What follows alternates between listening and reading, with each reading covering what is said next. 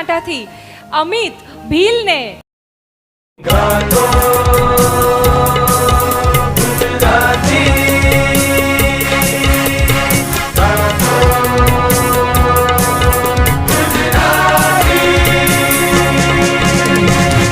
અમિતભાઈ, તમારી તબિયત હવે ઓકે છે, પણ કલાકાર તરીકે એક વસ્તુ પણ કહેવામાં આવી છે કે ગમે તેવી પરિસ્થિતિમાં પણ શો મસ્ટ ગો ઓન થવો જોઈએ.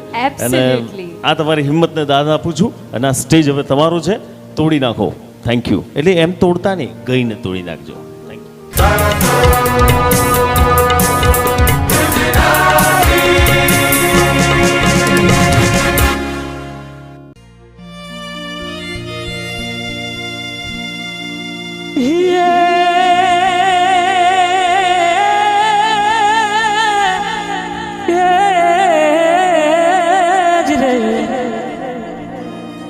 આ તો મળ્યા તારા કારણે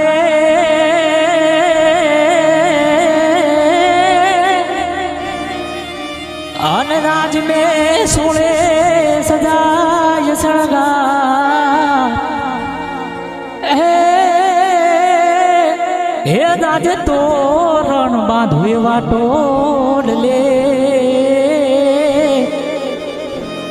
હે હું તો યુવી જોઉં તારી વાળ.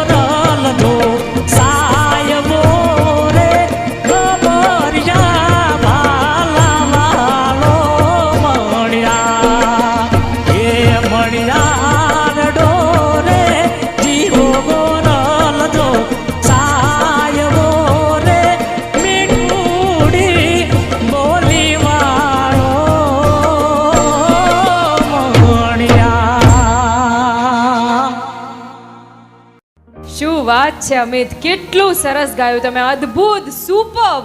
શું કહેવું છે જીતુજી? ખરેખર કહું, હું બચપનથી મણિરાજભાઈ બારોટનો, મણિરાજભાઈ સાહેબનો ખૂબ જ મોટો આશિક રહ્યો છું. જ્યારે પેલી ઓડિયો કેસેટ્સ આવતી હતી ને, ત્યારથી હું એમને સાંભળતો હતો. મેં કોઈ જગ્યાએ ગાવાની ટ્રેનિંગ નથી લીધી, પણ ક્યારેક ક્યારેક આમ નાનું મોટું તૂટેલું ફૂટેલું ગાઈ લેતો હોઉં છું. અને આમનો અવાજ સાંભળીને, એમની પ્રસ્તુતિ સાંભળીને ખરેખર મને મણિરાજભાઈ બારોટ યાદ આવી ગયા. મણિરાજ બારોટભાઈ સાહેબ માટે એક જોરદાર તાલી થઈ જાય સર. યસ. અને કલાકારના જીવનની અંદર ઘણી બધી સમસ્યાઓ, મુશ્કેલીઓ આવતી હોય છે. એવી જ આ અમિતભાઈના જીવનમાં પણ આ શો દરમિયાન હમણાં જ એનાઉન્સમેન્ટ પણ કર્યું હતું. એટલે હું પહેલાં તો અમારા જજીસ અને આયોજક અમારા જે રમેશભાઈ પટેલ અને ડિરેક્ટર શ્રી મયુરભાઈ મહેતાને પણ આ વાત મારા માધ્યમથી એટલા માટે કહેવા માગું છું કે એમની તબિયત ખરાબ હોવાના કારણે એમણે સ્વૈચ્છિક એક્ઝિટ તો મારી હતી, પણ જ્યારે એમની થોડી તબિયત સારી લાગી અને એમણે રિક્વેસ્ટ કરી કે સર હવે કદાચ મારી તબિયત સારી છે ને મારે ગાવું છે, અને ખાસ કરીને એમની ફેમિલીએ ખૂબ વિનંતી કરી કે સર પ્લીઝ, અમે બહુ આશા લઈને આવ્યા છીએ અને એક કલાકાર તરીકે જો ભલે અમે સ્વૈચ્છિક ના પાડી દીધી પણ હવે હા પાડીએ છીએ, જો આપ અમને ફરીથી આ કોમ્પિટિશનમાં લઈ લો તો ખૂબ તમારો આભાર રહેશે. એટલે હું એક જ વાત કહેવા માગું છું કે કલાકાર બહુ જ એકદમ ઇમોશનલ અને લાગણીશીલ હોય છે. એના જીવનમાં ઘણી બધી મુશ્કેલીઓ આવતી હોય છે. ઘણી વખત તો એવું થતું હોય છે કે કિનારા પર આવીને પણ ડૂબી જતા હોય છે, પણ એક સાચો અને સારો કલાકાર છે અને એના જીવનમાં એ ખૂબ આગળ વધવા માગે છે. તો મારી એક વિનંતી છે કે સર પ્લીઝ આ કોમ્પિટિશનમાં એમને પ્લીઝ ફરીથી પાછા લઈ લો. અને જેટલા દર્શક મિત્રો જોઈ રહ્યા છે, બસ હું એટલું જ કહીશ કે પહેલાં મને નિર્ણય, અમારા નિર્ણાયક શ્રી શું આપે છે એના પછી હું તમને 2 મિનિટ વાત કરવા માંગીશ. અમિતભાઈ, ઇમોશનલ ના થશો, જે કંઈ થશે કુદરત સારું કરશે ભાઈબંધ. Sir please. અમિતભાઈ, તમે મને ખરેખર મણિરાજભાઈની યાદ કરાવી દીધી. એક પરફોર્મન્સમાં તો તમે ખબર છે ને, નાચીને પણ ગાયું હતું થોડું, એટલે આ અગાઉના આજે પણ તમે અદ્ભુત ગાયું છે. ઓફકોર્સ 3 સ્પર્ધકનું જો તુલના કરીએ તો સપના બારોટ એમનું થોડું ચડિયાતું હતું, પણ તમે પણ એટલું જ સરસ ગાયું છે. નાનકડો ડિફરન્સ છે. તમે પણ મારી દ્રષ્ટિએ બહુ ઉમદા કલાકાર છો અને કદાચ આવતી સિઝનમાં અમારા પ્રોડ્યુસર અને ડાયરેક્ટર જો ઈચ્છે તો તમને ડાયરેક્ટ 3rd રાઉન્ડમાં વાઇલ્ડ કાર્ડ એન્ટ્રી પણ આપી શકે. ક્યાં વાત. સુપર્બ. હું એમને સૂચન કરીશ કે આ મિત્ર છે એ એમની અંદર જોશ ભરેલું છે અને એક આમ અગન છે, સ્પાર્ક છે એમનામાં. ખૂબ ખૂબ શુભેચ્છા અને આશીર્વાદ અમિતભાઈ. બહુ સુંદર રીતે તમે મણિયારાને નિભાયો છો. મણિયારો છે ભમરિયા ભાલાવાળો એવું નથી, ભમરિયા નૈણવાળો.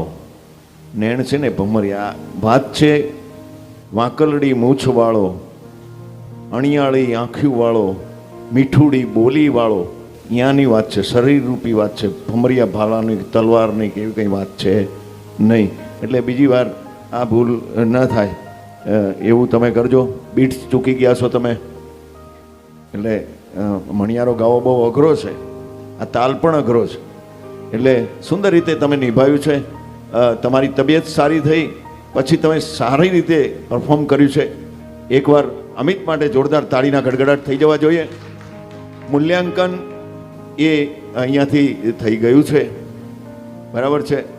એટલે જે મૂલ્યાંકન છે એ પ્રમાણે, જેમ અમારે ગુરુજી મયુરભાઈએ વાત કરી એ પ્રમાણે 19-20નો આમ ફરક નથી કહેતા ઘણીવાર, એટલો જ ફેર છે. બાકી પહેલો નંબર તો એટલે આગળ જાય છે એવો સપના બારોટ છે. અને આપ પણ કંઈ પાછા પડો એવા છો જ નહીં. તરુણ બારોટ અને અમિત ભીલ એ કંઈ પાછા પડે એવા છે જ નહીં. બહુ સુંદર જ ગાયું છે. પણ આમાં કેવું છે કે એકને તો આગળ મોકલવાનો જ છે, એ તો સીધી વસ્તુ છે. એટલે અમારી પણ જેમ મયુરભાઈએ કીધું એમ અમારી પણ કે પેલી એક ફરજ હોય છે, એટલે દરેક જણાને પછી કંઈક કરવું પડે. એવું ન થાય એટલા માટે આપ આગળ વધો અને બીજી સિઝનમાં તમે સુંદર રીતે ભરપૂર જોરદાર એન્ટ્રી કરો, બિફોર જોય વાવાઝોડાના જેમ. એવી મારી શુભકામના. ધન્યવાદ. જય માતાજી. Thank you so much sir. અને એમને ડાયરેક્ટ વાઇલ્ડ કાર્ડથી એન્ટ્રી આપવા માટે પહેલાં તો તમામ આયોજકો, અમારા ડિરેક્ટર શ્રી મયુરભાઈ અને અમારા જજીસનો દિલથી આભાર વ્યક્ત કરું છું દોસ્તો. ખાસ હું તમને એમ કહેવાનો હતો કે જે કોઈ અમને આ યુટ્યુબના માધ્યમથી તમે નિહાળી રહ્યા છો, તો એટલું જ કહીશ કે આ ગાતો ગુજરાતી નામનો શો છે એ માત્ર ને માત્ર કલાના તો મુખ્ય મૂલ્યાંકન અમે કરીએ જ છીએ, સાથે સાથે લાગણીઓને પણ અમે સમજીએ છીએ. એક કલાકારની લાગણી સમજી અને આ રીતે નિર્ણય જે લેવાયો છે એ શિરોમાન્ય રાખીએ છીએ. અને આપ પણ તમામ દર્શક મિત્રો વધાવી લેજો અને એવી આ અમિતભાઈ માટે શુભેચ્છાઓ અને દુઆ કરજો કે જીવનમાં કલાકાર તરીકે અને કલા ક્ષેત્રે ખૂબ જ મોટું નામ કરે. હવે ખુશ શું કહેશો? હવે થેન્ક યુ ગાતો ગુજરાતી, આટલો મોકો આપ્યો મને, આટલું જ મારા માટે બહુ. આટલું કોઈનું એમની લાગણીને હું સમજી શકું છું અને thank you so much Amitbhai. ફરી એકવાર બીજી સિઝનમાં તમારે ધમાકેદાર એન્ટ્રી મારવાની જ છે અને ટૂંક સમયમાં. એના માટે તમને ભગવાને સમય આપ્યો, આ એક સંકેત આપ્યો છે કે તમે આટલા સમય દરમિયાન એવા તૈયાર થઈને આવી જાઓ કે ભૂકા કાઢી નાખો. પેલું કહેવાય છે ને, ભાગી નાખો, ભૂકા કરી નાખો, એવું કંઈક કરી નાખજો. તો હસતા હસતા તમે તમારું સ્થાન